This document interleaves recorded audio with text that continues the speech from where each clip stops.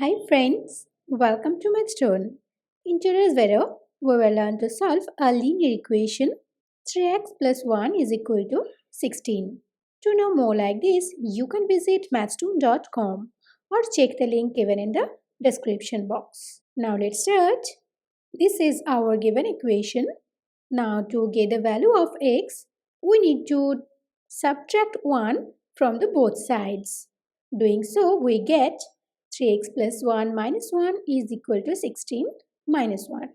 As plus 1 and minus 1 is 0, so we are left with 3x in the left hand side. And in the right hand side, 16 minus 1 gives us 15.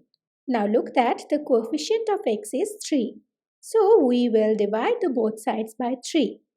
Doing so, we get 3x by 3 is equal to 15 by 3. As 3 is both in the numerator and the denominator, so this gets cancelled and we are left with x.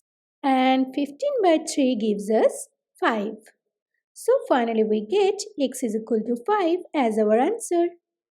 Thank you for watching. Please like and share this video and comment on it.